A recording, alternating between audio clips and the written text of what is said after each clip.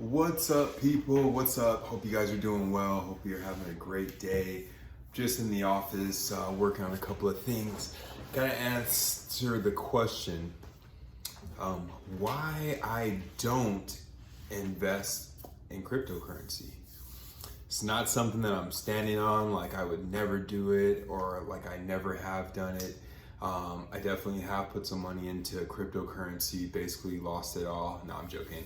I lost any gains that I had. It basically dropped back down. But my point is this, right? Like I'm not here to bash crypto. I'm sure someone could kind of give me some back end information that would make me think better about it. But at this particular moment, I personally really don't see myself taking that ride. I may have mentioned this before slightly in a different video where for me it would truly be a gamble right at this moment. And I think for most people out there, it's a little bit of a gamble, but there are people out there that are a little more well educated regarding crypto and the little projects that are going on that make a certain cryptocurrency more valuable than the next.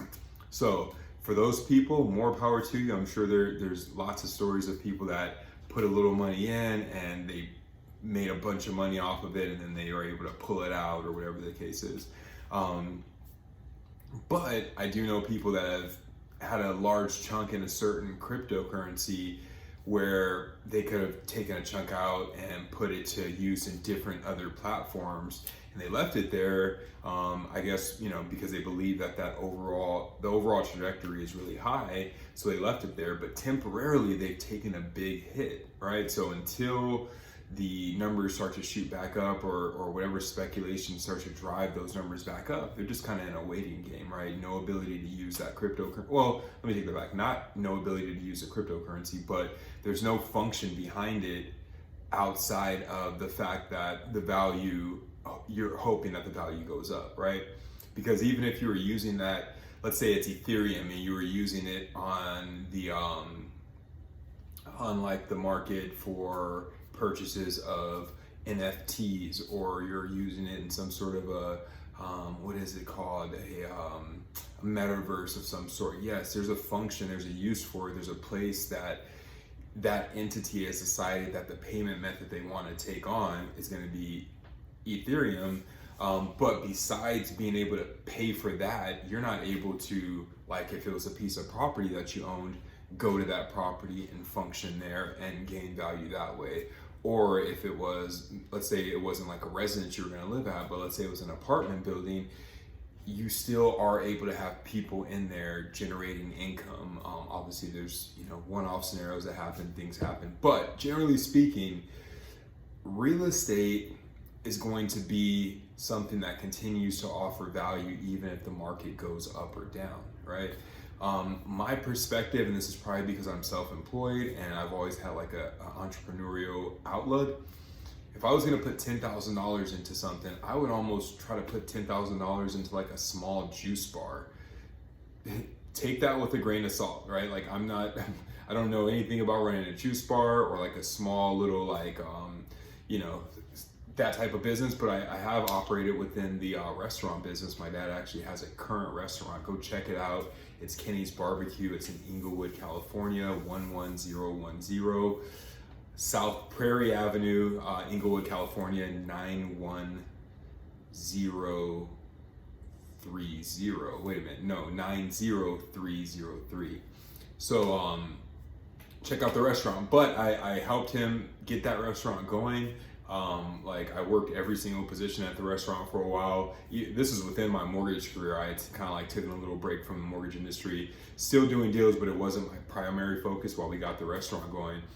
So I do have that background, but I don't want to speak on a juice bar when I don't know the exacts about that. But my point is that if you put the money into that, then you have more direct control over how it does over the long term, right? Depending on how much effort and energy you put in, depending on how you present to your clientele, your customers, your community. Those things are drivers that you can control way better than just betting on cryptocurrency or even the stock market. Sometimes stock market, a little bit of an easier gamble or a better gamble because you're betting on companies that have proven track records, right? cryptocurrency, unless you're really in the know on that, it's going to be really hard to guess what's going to happen next, and you might find yourself in a position where you're just kind of hoping that things continue to lead in the direction that people and professionals have speculated. So my perspective is that yes, most likely crypto is going to do what they say. I would think. I see that it becomes more of a function.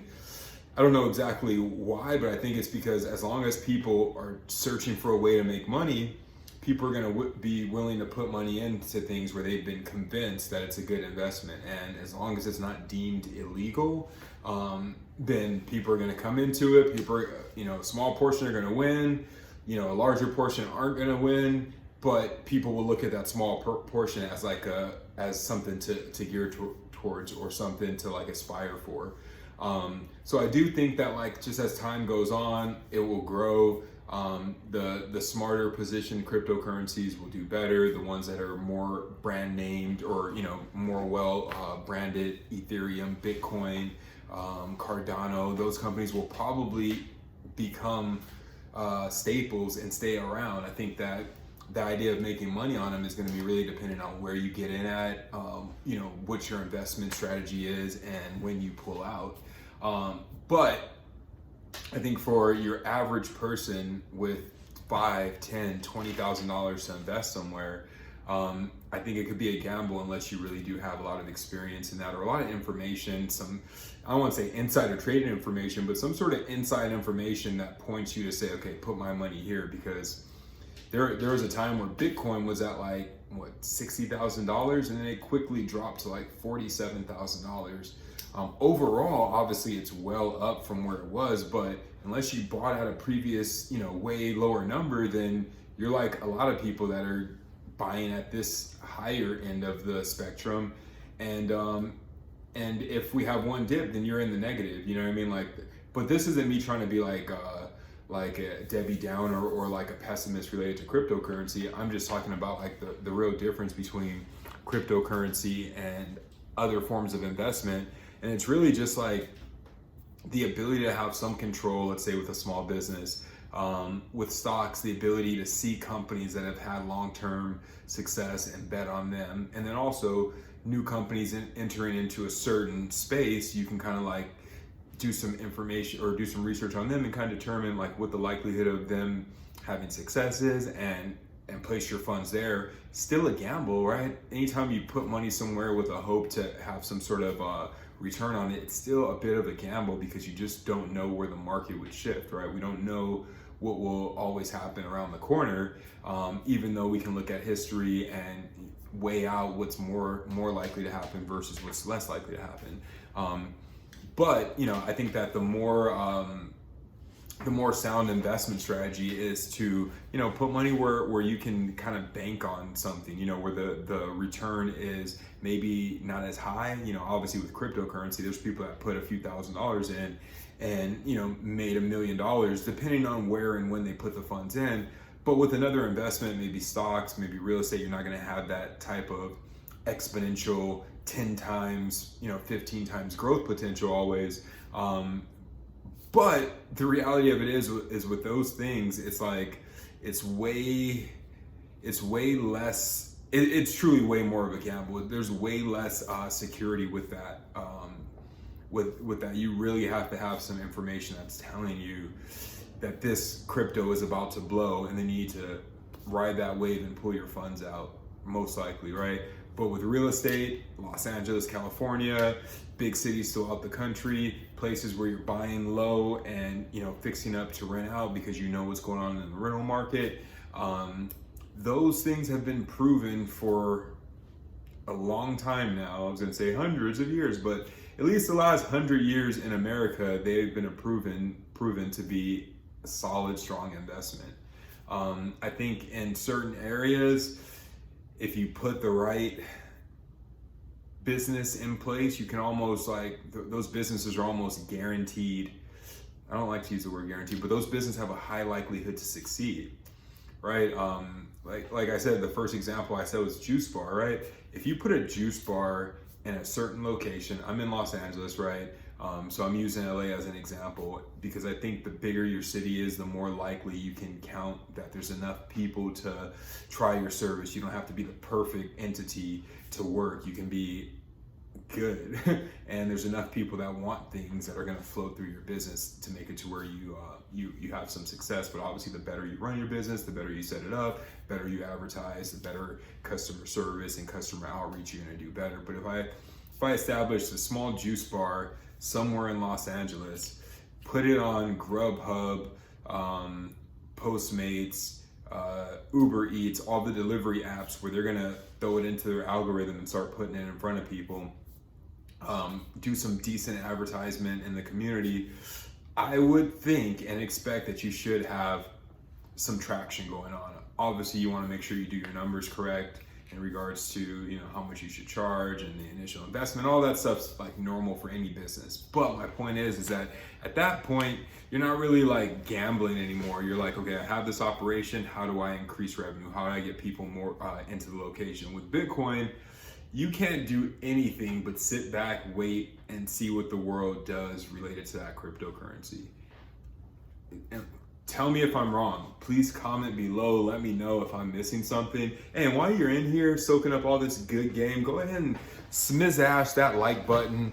Comment. If honestly, like I always like to say, I'm an expert at mortgages. I'm an expert at real estate. I like to draw. I love basketball. I will let you know where I'm an expert at. But if I am not, I'm just going to let you know that it's opinion based off of the information I've soaked up about it, and I'm just really giving you my perspective. So correct me if I'm wrong. Give me the scoop. Point me to some information that'll kind of let me know that, nah, Kenneth, you're on the wrong path with this. You need to be dumping your bread into crypto. It's not a gamble. It is for sure, right? Like right now, I could, if I were to go and buy like a chunk of gold, no design, just like the cheapest I can find gold for, I would have much more confidence that in the next 5 years, 10 years, like obviously over a long time period, inflation is going to push most the cost and value of most things upward. But over the next year or two, if I spent $5,000 on gold, I would think that at a minimum, the value would stay the same. At a minimum, right? I can't really recall the last time that gold took a dip besides just your normal like daily incline or up and down upward. But now crypto on the other hand, you put $5,000 in that today, I think you have to have a longer trajectory to ensure that it's going to be worth more, right? Like Bitcoin, I think that yes, over the next 10 years, if things continue to progress the way that they have, I think Bitcoin will be at the 100,000 mark that they've said. If you look at the trajectory that it's had, then that seems reasonable, right? It's just like knowing why it's going to do that is where I think my gap of learning is and where I need to add the information. And then I can probably feel more confident in saying, yeah, for sure, there's no doubt. But right now there's doubt, you know what I mean? Like there's uncertainty. It's gone up to like 61K, dropped down to like 42, 43K. I think it's gone up since then. But who's to say it won't continue a dip down for the next year or two, and basically anyone that's bought in above that price is taking an L, right? And you have to have the strategy of no, like, it's gonna go back up, so I'm gonna buy more. Fuck, that could be scary, at a point where something's lost 75% of its value, or whatever the number is. So until further notice, I'll check back once I have some certainty, but I'm not gonna advise or act like I have some sort of confidence in crypto that I don't. I have more confidence in like a basic business, like setting up an insurance agency, opening up a small restaurant. You know what I mean? Like, what else? Opening up a small juice bar, opening up a daycare for kids, opening up a driver service where you get a rental van and then you bring elderly people back and forth to certain appointments and you get paid by their health insurance. Man, you guys better drop a like for me dropping these business jewels on you. But my point is that those things, you can spend $500 on advertising and flood a neighborhood with flyers and then likely get a return from that, right? Crypto, you better hope China doesn't ban that shit or America doesn't ban that shit, right? Like you're on edge, just hoping that it goes. You're not really knowing why unless you're in the meetings, unless you're watching C-SPAN, knowing what's going on in the meeting about crypto. I watched those meetings and I left those meetings feeling like I don't know shit from there. I don't have any better idea or indication of what cryptocurrency is going to do based on those meetings, right? It's always some guy that's pro crypto talking to the government they act like they're your grandparents that just won't get it. And why would I, put my money in something like this or that, right? And I get it. Like, I'm sure some of them are just scared because they're scared, and some of them are like, how the do we know what shit's gonna do, or who on the back end is controlling this, or like my wife is an attorney, right? And this is just a drip jewel. I can't go too far into this stuff because she'll be like, no, you can't say anything about what I do. But she's an attorney. She works for a very large law firm, and what she says is that they deal with a lot of ransomware cases, right? This is a big thing going on in the world, right? There's countries where you have whole buildings, whole crew, whole people that clock in every morning, and their whole job is just to scam people from America and different countries all over the world, but probably mostly America. They're just trying to drain Americans' pockets, But those companies will hold these American companies or other foreign companies for hostage, basically hold their technology hostage, put some sort of ransomware in their computer and say, hey, until you pay this, your system's fucked. You're right. You can't access your records. You can't continue business as normal. So for any company out there, once that happens, they start losing money immediately. But guess what she's telling me? She's telling me that these ransomware scammers are requiring that these companies pay them in Bitcoin. Just think about that. Like, they are requiring all their funds to be paid in Bitcoin, right? So for bad actors, I think Bitcoin holds a lot of value, right? And obviously, I think there's an argument that for good actors, banks, and just people trying to do normal, quote unquote, business, I'm sure that there's functions within Bitcoin, the blockchain, make it more secure, things like that. But for the bad actors, it's wonderful, right? Like, you can't trace their money, you can't stop it, you can't tap in. They could fucking trade it into some other currency and then trade it back. There's ways for them to hide that shit once they have it. And that's a problem, right? So I don't know exactly how companies look at that at this moment, if it's just a small scale and it's not enough to really, require them to start questioning if Bitcoin should be in play or not. But if these bad actors, these scammers, are only requiring Bitcoin, I could see larger institutions and entities and companies really pushing against Bitcoin if that's how they're fucking getting drained when they get ransomware. You know what I mean? Like, so, and I haven't digested that completely, and well, if they don't do this, and they're gonna do this anyway, I don't fucking know, but I'm just saying that's a problem, right? So until this shit's all figured out, until the bugs are figured out, I would say that there's gonna be a lot of uncertainty and a lot of up and down with it. And it's gonna be very speculation driven, very news driven. Any information that pops out can drive it any direction. So, just my main point is that for me, it's still a gamble. If you know more, drop a gem, drop some information for your boy. I'm always willing to learn and discover and discuss. So 100 years of wealth to you and yours. I hope everything's going well for you, well for your family. Please drop a like, a comment, a subscribe, and help me grow this channel. Share it with anyone that's on this topic, and have them drop a jewel for me, because I'm here to learn. All right, you guys, have a good one. Peace.